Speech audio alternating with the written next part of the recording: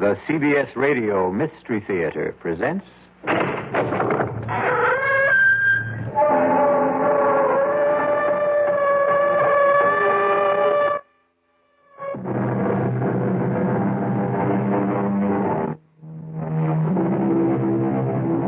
Come in. Welcome. I'm E.G. Marshall. Welcome to the sounds of suspense. To the fear you can hear. Relax and listen to the strange tale of a strange man. Though no more strange than anyone who has suffered what you might call a mutilation of the soul. And who of us has not, at one time or another, suffered such a mutilation? What means did we use to restore ourselves? How quickly did we recover? How well did we heal? The answers vary even as we vary. One man's answers are revealed, we trust, in the story which follows. I'm cold. So am I. It's the darkness I mind the most, not to be able to see you. Oh, touch me. That'd help. Oh, my God, where are you? Right here. Right here. I can't find you. Keep talking. Keep talking. I'm here. I can't. Oh, here you are. Oh, darling, don't let go. Never. Oh, never.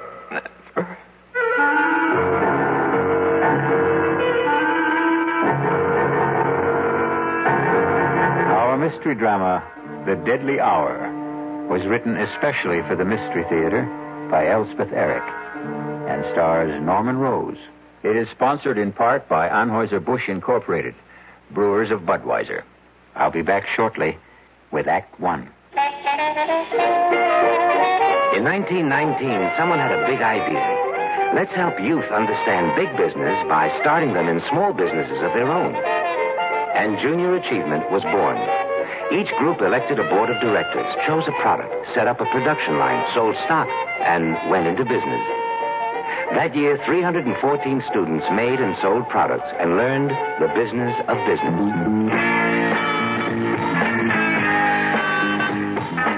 Today, Junior Achievement has grown to nearly 200,000 members. Junior Achievers are designing and marketing their own products and services, from cutting boards to printing. They're organizing sales efforts, writing marketing plans, calculating profit and loss. Running these small businesses helps Junior Achievers understand how big business works. Support Junior Achievement, where youth learns the business of business. Call your local Junior Achievement office. Hello.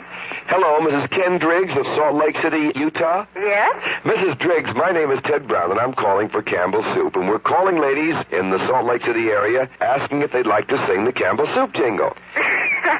Come on, you're kidding. No, honest, I'm not. And if you sing the Campbell's Soup jingle for me, why, I'd love to send you a case of Campbell's tomato soup.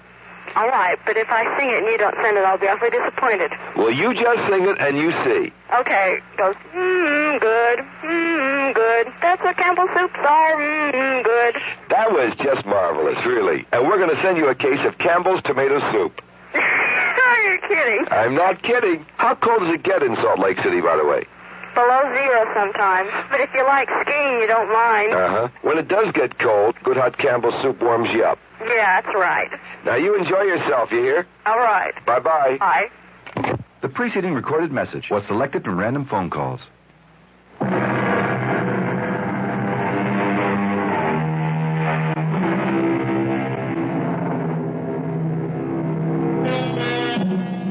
A person who seems strange, we call grotesque, incredible, not to be believed. We make a feeble effort to deny that he could exist. But he does exist. There he is before our eyes in all his strangeness. We do not believe in him because we do not know him. Because once we know, we will have to believe. And this can be a long and painful process. Listen now to the story of Martin Jerome. See if you can believe it. Mr. Jerome, I only consented to see you because your letter sounded quite desperate. As a rule, I only see patients on referral. But your letter May I read it to you? Perhaps it will help us to get started. Last night, I heard you being interviewed on a radio program. In the dark of my room, in the darkest hour of the night, I thought, here is a man who can help me to solve the awful predicament in which I find myself. I enclose a stamped, addressed envelope for your reply, since I have no phone. I am counting on you. Sincerely, Martin C. Jerome. Well, Mr. Jerome, the hour is passing, and I don't want you to waste your money. Take your time. Take your time if you have difficulty in talking. I'll wait. Doctor. Did you say something, Mr. Jerome? Doctor, you... Yes. You are the first person I have spoken to in 25 years. You said 25 years? Yes. I begin to understand your silence. Can you tell me what drove you into this silence? I married a woman. Yes. The most desirable woman in the world. My Helen. My adored one. I never thought that an insignificant man like myself could even aspire to possess such a woman. And the day she said those words to me, I could scarcely believe my ears. You're a dear, Martin, and I'd love to marry you. Helen, I can't think why you'd want a man like me. Because you're sweet. Let's get married right away. What about next week? The world changed completely for me. Everything became important, immediate. The sun shone just to keep me warm, and the breeze blew to make me cool. Me, Martin Jerome, me. I had been so blessed. Yes? It was a beautiful wedding. Helen had a great deal of money, and I was fairly well off. Many people came to the church, and even more to the reception. People of prominence. I knew them all. All but one. He was tall. Unusually tall. As I am unusually short. He was handsome, as I am not. He was charming, self-assured, very much at his ease. All of which I have never been. You couldn't help noticing him. Helen, who's that very tall man talking to your mother? The pale man with the black mustache? I've no notion, love. It's probably someone Mother invited. Good looking, isn't he? Sort of. Come on. It's time to cut the cake. We sailed for Europe. My head was swimming with visions of the life I had embarked on. The good life, the beautiful life. One night on the ship, we were at dinner. Helen, look over there. To your right, against the wall, sitting by himself. Isn't that the man who was at our wedding? 500 people were at our wedding, love. He's getting up from the table. The tall man, black mustache. Your mother must have invited him, you said. Well, then I guess she did. After dinner, we danced for a while. Then Helen said she had a headache, but I should stay and enjoy myself. Well, I tried, but I couldn't enjoy myself without her. I was too much in love for that. I watched the dancers for a while, drank a brandy. I managed to kill an hour, and then I went down to our stateroom. Helen wasn't there. When I stepped back out into the corridor, there she was, coming out of another stateroom about 6 doors from ours. Darling. You weren't in our room. I didn't know what to think. You said that you had a headache. I've been doing a little detective work. You were so anxious to know who the tall man was. Well, I found out. He's not precisely a friend. His mother came to the wedding and dragged him along. Helen, you were in his stateroom. I ran into him in the corridor, and he said to come in for a nightcap. Let's go to bed. Our stateroom is much nicer than his, by the way. We went to Paris. And then because she loved to ski, we went to St. Moritz. She was very good on skis. Effortless as a bird flying. I watched and watched and never got tired of watching. And then, one day, there he was again, the tall man. I've got to catch the ski tow. Wait for me. Helen, he's here. Who's here? The man from the wedding, the man from the ship. Oh, is he here? Oh, so he is. Well, I'm off. Wait for me. After San Moritz, we came back to the city and moved into an apartment. I went to work. We made friends. Helen grew lovelier every day, and she was her loveliest the day she told me that we would have a child. Tell me about that. Well, Helen was very, very light-hearted, very casual about the prospect, but I... Yes. How did you feel? Well, it's hard to tell you, Doctor. Oh, I know every man is what, excited, happy, I don't know, but I felt bowed down, Doctor, actually crushed by my own good fortune. That a man like myself, so petty, so pitiable, should be given a child by a woman like Helen. Have you always thought of yourself as petty and pitiable? I have. Why? Because I am. Go on, please. I could scarcely concentrate on my work once I'd heard the good news. Helen was on my mind all the time. And one day, I suddenly couldn't bear being in the office, couldn't bear being anywhere except where she was. And I rushed home. I suppose you know what I found. I think you'd best tell me. I hurried to the bedroom looking for her. I burst through the door. And in the bed, our bed, there he was. The man from the wedding. From the wedding, from the ship, from the ski tow. He looked at me, standing in the doorway. He said not a word, but his red lips smiled. And then the bathroom door opened, and Helen took a step into the room. Helen, all scrubbed and fragrant.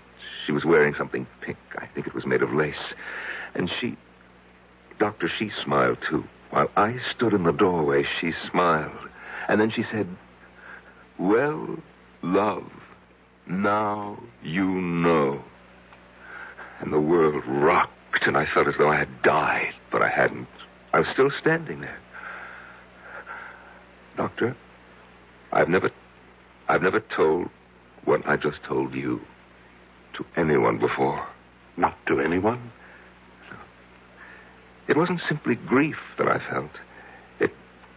It was my pride that had been destroyed. My marriage to Helen had built up a sort of pride. I thought, if she loves me, then I must be something. Oh, it is not a good thing, Doctor, to build your pride on what other people think of you. Or seem to think. No, it isn't. So I cleared out. That was 25 years ago. And I have not said a word to anyone until today. How have you lived? Well, I had a business, import and export. I kept the business, but I dismissed my staff. I had the phone removed and made arrangements to conduct my affairs by mail. I took a one-room flat with a little kitchen, a bed, a chest of drawers, an easy chair with an ottoman. And to one side of the chair, my hi-fi stereo set and my records. To the other side, my books. After my work, I'd sit in my easy chair with my feet on the ottoman, listen to my records and read. Only writers who are dead, however. I'd read till about 10 o'clock, eat a little something, and go to bed. The next morning, go to work all day, and do the same thing all over again. No relaxation of any kind? No enjoyment? Well, vacation in the summer. I shut down the office for 2 weeks and take my vacation. Where do you go?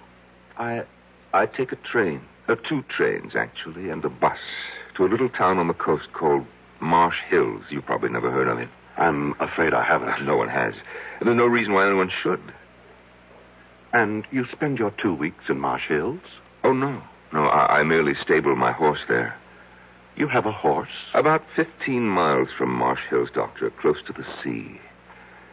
There's a cave hollowed out of the rock by the waves. And when I get to Marsh Hills, I arrive every year on the same day. They have my horse ready for me, and I ride the 15 miles to the cave, and there I spend my vacation. In a cave? For 2 weeks? Well, I walk. I canter my horse on the beach. I gather what edible herbs there are growing in the rocks. I boil them. They're very tasty, really. And at the end of 2 weeks, I return my horse to the stable and take my bus and the 2 trains back to the city. And you've lived this way For 25 years. Oh, yes. But, Doctor, last summer something happened. I arrived in Marsh Hills as always. My horse was waiting for me, as always. And we started off at a walk for the cave by the sea. There is always a certain excitement when I begin to smell the sea. And I know that soon I shall be out of sight and sound of any human being. There will be only the sea, the sun, the wind, and my cave. It is the most thrilling moment of the year for me. I suppose it's the only one. Soon I will have my solitude. At last, I'm on the sand. My horse feels the excitement as I do. I feel him extend himself. And as we round the last bend in the shoreline, I see it. I see it, my cave, my refuge. But last summer, yes, I pulled my horse up at the entrance to the cave. I sat listening to the rhythms of the ocean. And then, all at once, I heard a sound. A sound that I've never heard before in that deserted spot. And the sound, Doctor, was coming from inside my cave. Never had I felt such anger. I was faint with hatred. I dismounted and I crept to the side of the cave where I knew it sloped to the ground. Quietly climbed to the roof. I found a tiny chink in the stone, no more than 1/8 of an inch wide. I put my ear to it. Beneath me I heard laughter and tender words and all the sticky, silly sounds that lovers make. Are you my girl? Oh, so much your girl. How much? This much. I can't hardly see how much is this much. It's too dark in this place. Then come here. Uh-huh. Oh, darling, darling love. They were kissing. They were using my sacred sanctuary for lovemaking. I almost fell from the roof of the cave. I struggled to stay where I was, and my feet dislodged a shower of stones. What was that? Sounds like a rock slide. Yes, some rocks in front of the entrance. Lots of them. Hey, maybe we better move them. Oh, we can still get out. Let's stay a little longer. I love this place. All right. I climbed down. My brain was on fire. My whole body was on fire. I had never felt such hatred as I felt then. Not since... Well, Doctor, you know when, I've told you. I took hold of a big boulder. Yes, these skinny arms went round it. This puny body pushed and shoved till it stood against the mouth of the cave, was tight against the mouth of the cave. I heard the voices of the lovers, fainter now from inside. George, it's really dark. Darker than before. Aaron, there's no light at all. I had sealed them in.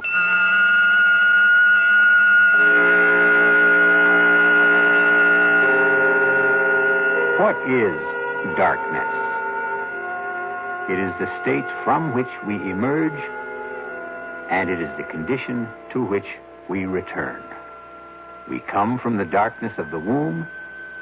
We leave for the darkness of the tomb. In between is light and life. I'll be back shortly with Act 2. Some research experts say you can't taste the difference between beers. Well, if they're right, then Anheuser-Busch wastes a barrel of time Beechwood aging Budweiser. Only they don't think so. Brewing beer right does make a difference. And they're betting a bundle that you can taste the difference in Bud. When it comes to brewing Budweiser, the Anheuser-Busch choice is to go all the way because they still care about quality.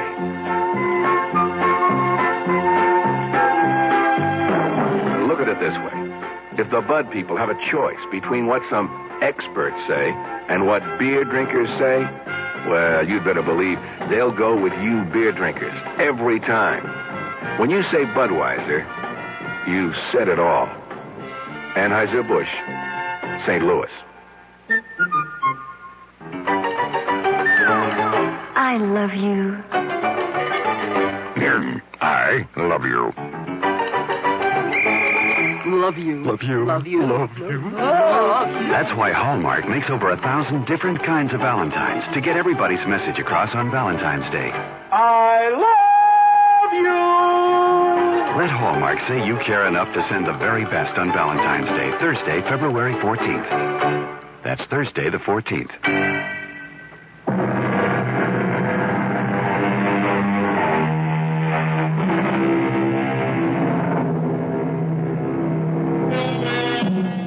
Marvin Jerome, 50 years old, has not uttered a single word to a living soul in 25 years.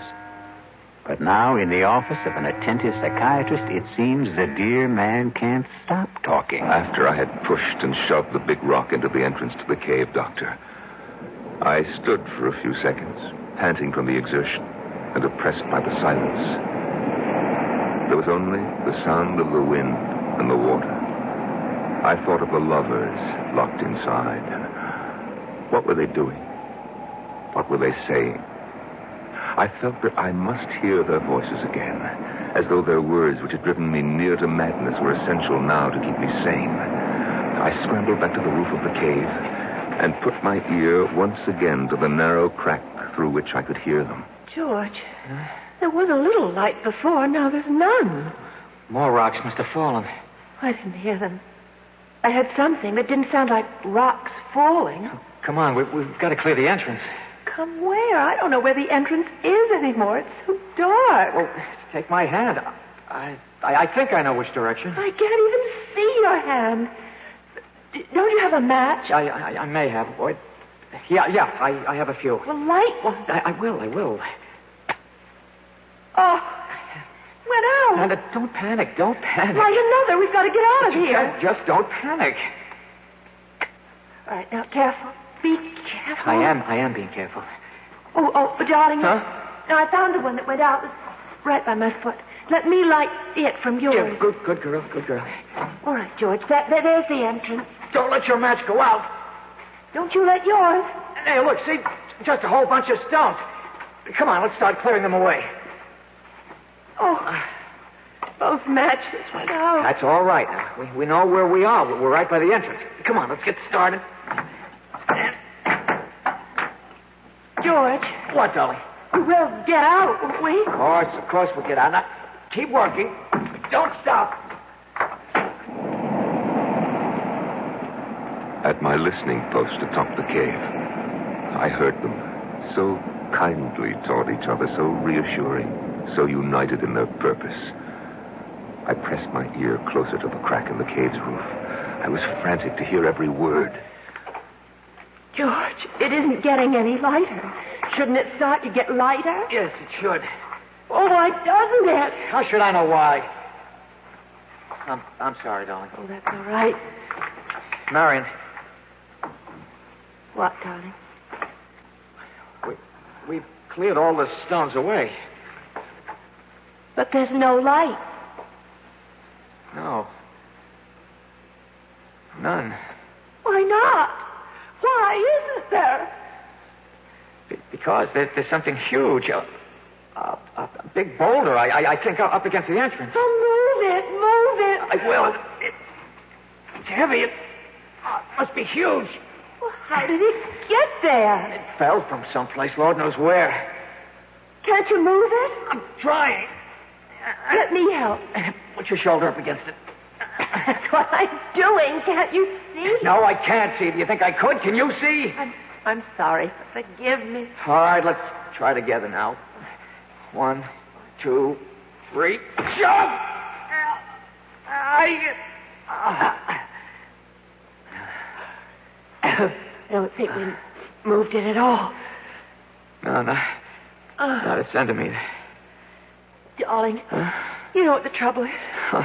We're tired, that's all. Clearing away all the stones just took our strength. I haven't had anything to eat since this morning. We need to rest for a little while. Then we'll be able to move it. Oh, you're probably right. So let's lie down right here by the entrance so we know where we are.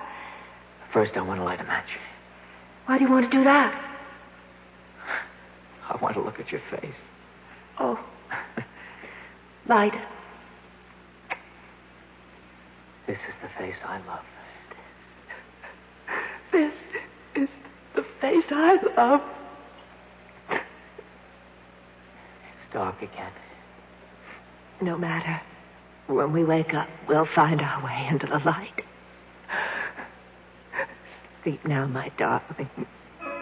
The thought of them lying there. No, the vision of them, for I could see them. The image was so strong. The two of them pressed close, their arms entwined, their hands clasped. The two young bodies fitted so tightly together against the dark and the cold. The nameless memory crowded in on me, and I knew what it was I remembered and would not name. And it was love. Love. It was love that I remember. I'm sorry, Doctor. For what? For crying like this. If there is anything to be sorry for, it's that it took you so long to cry. All I really know is that when that word came into my head... What word? The word love. I shrank from it as though it was tainted. Poison. Yes. And then? Then, Doctor, I climbed down, I got on my horse and rode back to Marsh Hills. I took the bus and the 2 trains back to the city. You what? I opened up my office. I took the dust covers off the furniture in my flat, and I resumed my old routine. Didn't you ever think of them? I'd shut them out of my mind, just as I'd shut them in the cave. You didn't worry about them or anything? Well, they had each other. Mr. Jerome, I have to tell you, I can't help being shocked. Forgive me. Go on. Well, after a while, the old feeling of loneliness came back. You see, I missed them. Missed them? Yes, it may sound strange. Indeed it does. I began imagining what they might be saying to each other. I couldn't know for sure, of course, but I imagined. I'm cold. So am I. I'm hungry. I can't find you. Keep talking. Keep talking. I'm here. I can't. Oh, there you are. Oh, darling, don't let go. Oh, never. Never. I invented their conversations, of course, but I was fairly sure my inventions were accurate, or nearly so. You simply left them there? For 2 weeks. And then I was suddenly seized with the desire to hear their voices once more before they were silent forever. I closed the office, closed the flat, took the 2 trains and the bus to Marsh Hills. They were surprised at the stable to see me back again so soon, of course, but they saddled my horse and I set off for the cave. The old excitement came back when I started to smell the salt air. There was the familiar thrill which I had looked forward to each summer for 25 years, till they had invaded my kingdom by the sea. Such a tiny kingdom, a cave no bigger than a tool shed, with no comforts, no conveniences, and they had taken it away from me. On the sand at last, we round the last bend, and I see it. My cave, my refuge. And even from a distance, I can see that the big boulder still stands wedged into the entrance. What did you do then, Mr. Jerome? I dismounted. I climbed to the roof of the cave. After all, I had made the long and rather arduous trip to hear their voices once more, if I could. I crouched down. I put my ear to the narrow crack. And were they still alive? Oh, yes. Yes. Weak, of course, but alive. Oh, yes, they were still alive. Are you all right, George? Yes. Are you? I'm all right. If we only had something to eat. Anything. Don't think about it. You think there's any use trying to move that big rock again? No. I guess you're right. Well, we've got about a third of the energy we had to start with. We better save whatever we've got. Save it for what, George? I don't know. I know. For when somebody finds us, it's possible, isn't it, for somebody to find us? Of course. Oh, George, I'm thirsty. Can you find the place where that trickle of water runs down the side? I think so. Feel along the cave wall to your right. But it's so black in here. You should be there by now. Light the match. No, it's the only one we have. George, wasn't there sort of a ridge, an indentation where the water trickled down in some moss? That's right. Well, I think I found it. Oh, good. There's no water. There must be. There isn't. Then you're in the wrong place. Didn't you find it? You're so smart. I know exactly where. It's about here. I remember this. It ought to be right here. Yes, it ought to be, but it isn't. It ought to be, but it isn't. Marion, shh. There's no food. Now there's no water.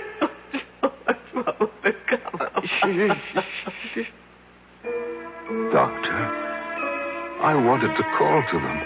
I wanted to say, wait for rain. Because as soon as a good rain came, the water would start to trickle down the cave wall again. But I couldn't speak. I don't know why I couldn't.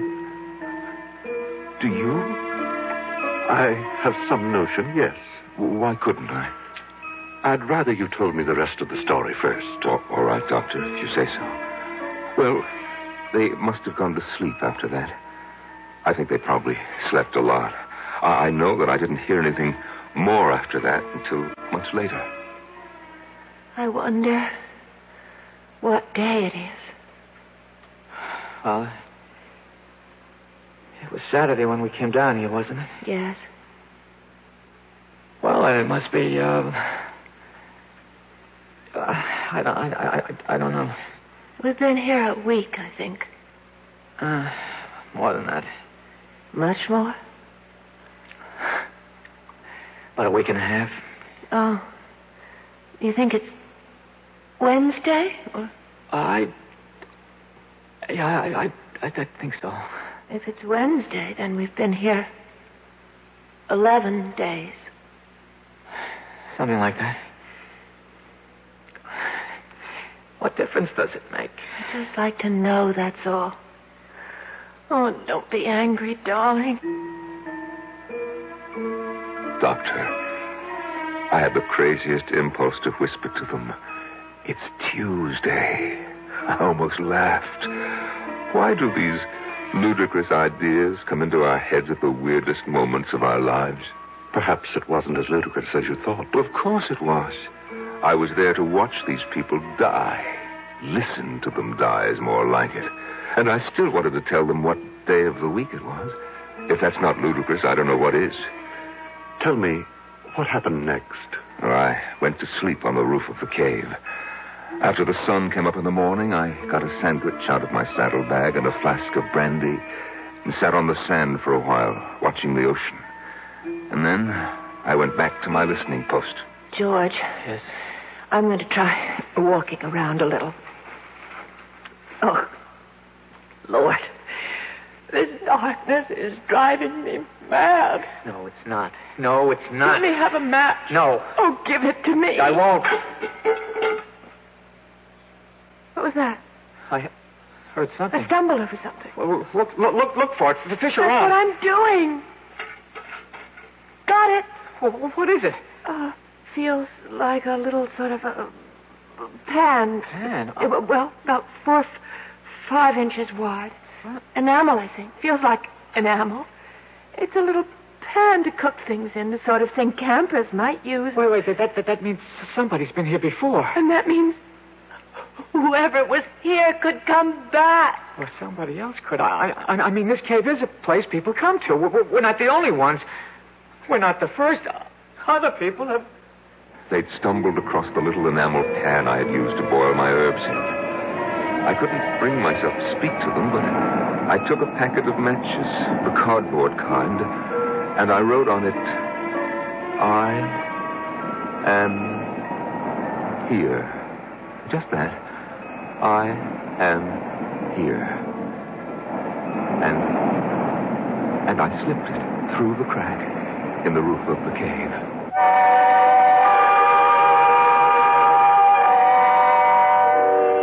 Three little words. I am here.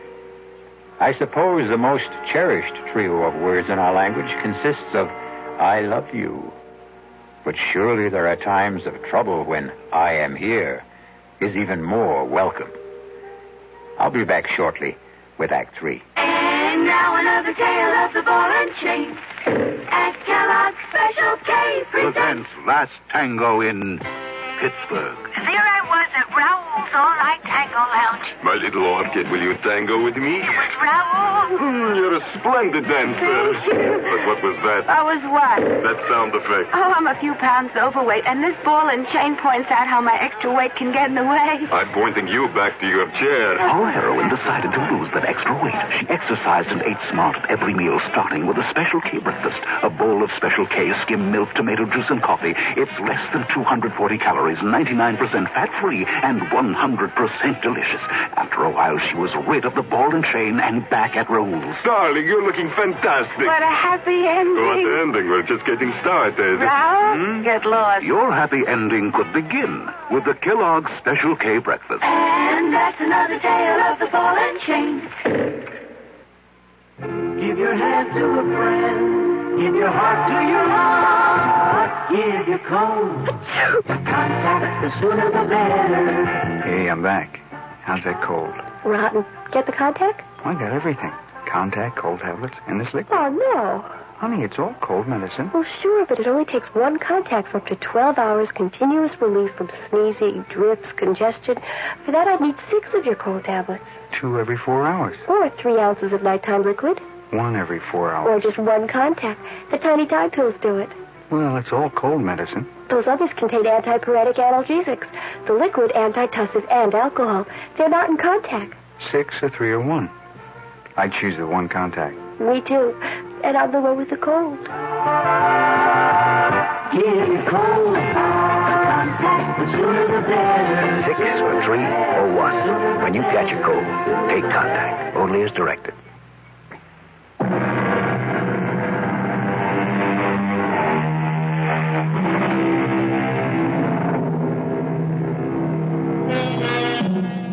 It is the disease of not listening, the malady of not marking, that I am troubled withal. So said Henry IV, according to William Shakespeare. But the disease that troubles Martin Jerome is listening too closely, and his malady is marking too well. I pushed the packet of matches with its absurd message down through the crack in the cave with a little stick. I heard it drop. I knew it had reached them even before I heard Marion speak. George. Huh? Something just dropped onto my shoulder. George, light the match. Marion, it's our last match. I don't care, light it. I have to know what fell on my shoulder. I don't like to use George, up our last... please, if you don't... All right. All right. Take it easy. Did you see anything? It hit my shoulder, and then it... Here it is. George! Well, it's matches. It's a whole fold of matches. You're kidding. I'm not. There's something written on it here, George. Wait a minute. It says, I am here. Who? Who's here? I don't know. Oh, my God, that's the end of the match. I held it till I burned my fingers. I'm sorry, I couldn't. It's all right. What? We have matches now. Can you see? It isn't signed at all. It just says, I am here. That's all. But who's here? Doesn't matter, does it? Somebody's here. That's what counts. Why doesn't he say something? Call out to us or something. Tell us that everything will be all right.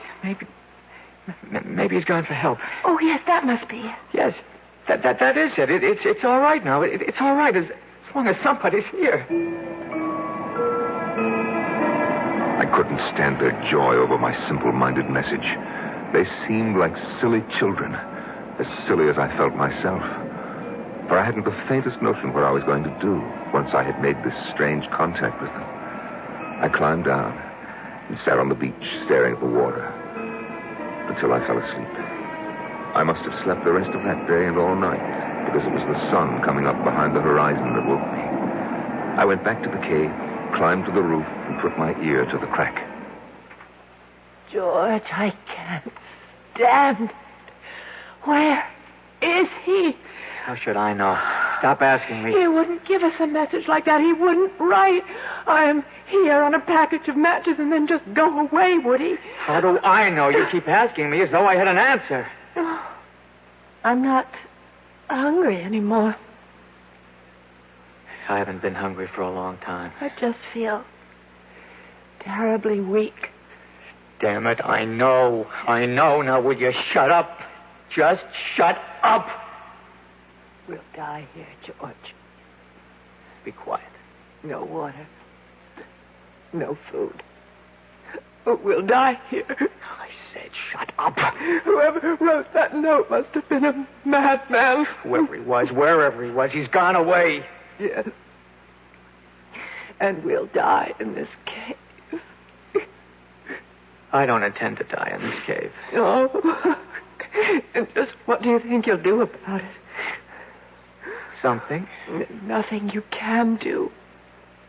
I'm just not going to die. Yes. Not yet. Yes, you are. Make up your mind to it. What are you doing now? I'm going to light a match.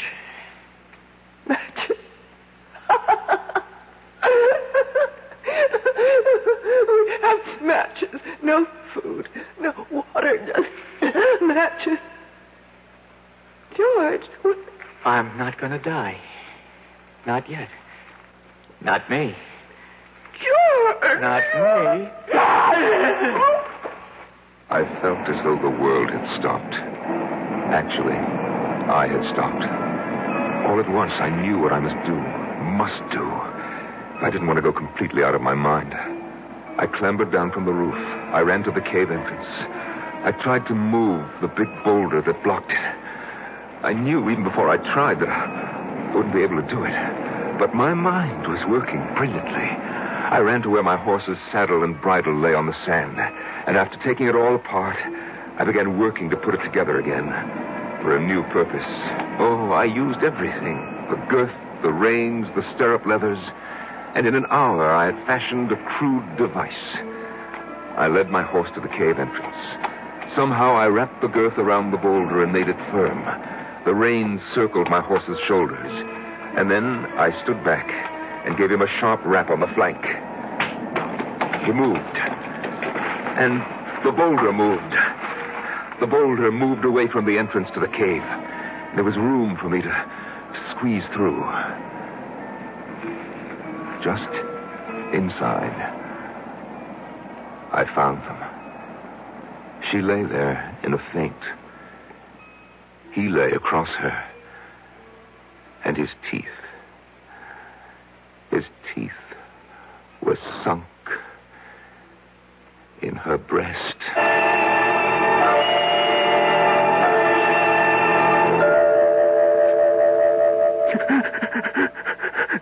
Mr. Jerome, would you like to wait till another time to tell me? No.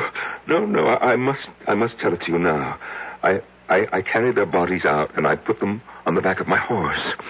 I threw a halter over his head and led him the 15 miles to Marsh Hills. It took all day because I stopped every hour to be sure that they were both breathing. There's a doctor in Marsh Hills, and I left them on his doorstep. I rang his bell and fled. The next day, I waited outside the doctor's house until I saw an ambulance drive up and take the young couple away.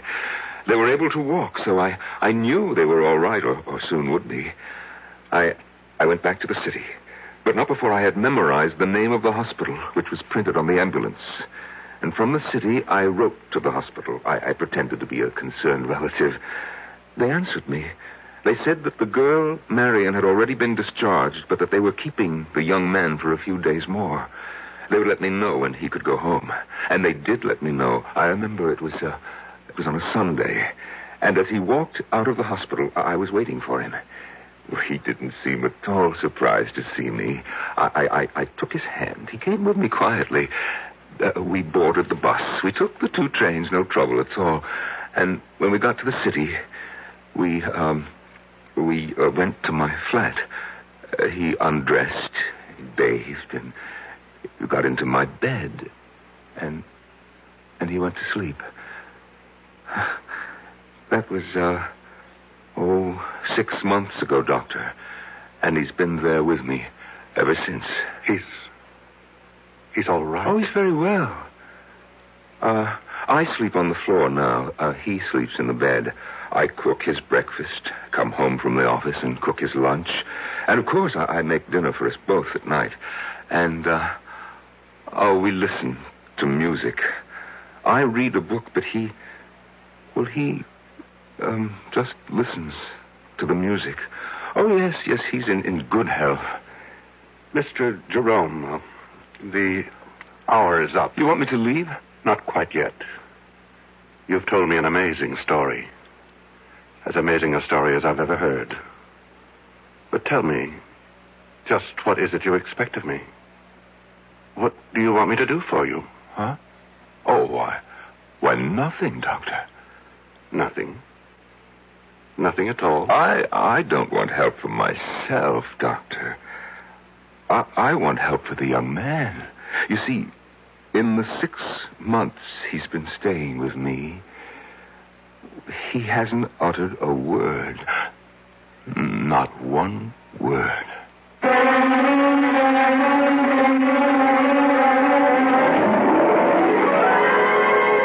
see the doctor, young man. Yes, George, he can help you to unburden yourself. He will make the words pour out in full confession, and you'll feel the better for it. Why, look what he has just done for Martin Jerome. As the deadly hour passed. I'll be back shortly. Young I may be, but still I'm a man. Just turned 18 and I'll do what I can to find me a place where I can be me. Get ready for life and be free at the sea. Where do I go from here? Oh, where do I go from here? I finished school, but what lies ahead? Don't want to get trapped, want to feel free instead. All over the world, there's so much to do. The call of the sea, don't you hear it too? Where do I go from here? Oh, where do I go from here? What about the new Navy? You'll get your chance at success, learn an exciting job, and see the world. Call toll-free 800-841-8000. That's 800-841-8000. Or see your Navy recruiter. Be someone special in the new Navy. I know where I'm going from here.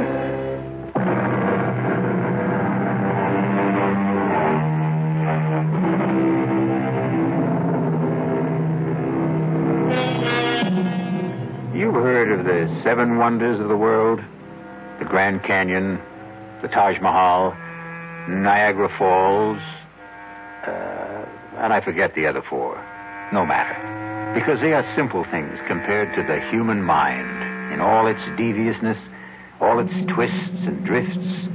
Why, I could sit in wonder at the human mind for the rest of my life.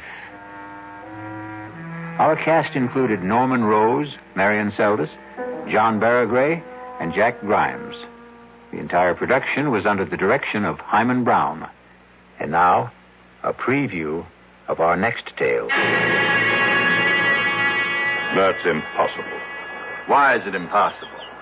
It's all right for the simple-minded hicks up here to swallow that superstitious nonsense, but me, I'm a doctor. There has to be a reasonable, logical, rational explanation for what happened to George Morrissey. Oh, there is.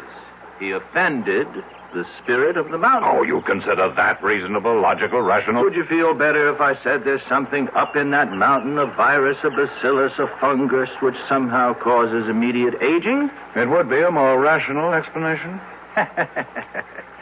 You mean more acceptable? I want to know what you believe. I believe the evidence. If you go up there, you can die. Radio Mystery Theater was sponsored in part by the Kellogg Company, makers of Kellogg's Special K cereal. This is E.G. Marshall inviting you to return to our Mystery Theater for another adventure in the macabre. Until next time, pleasant dreams.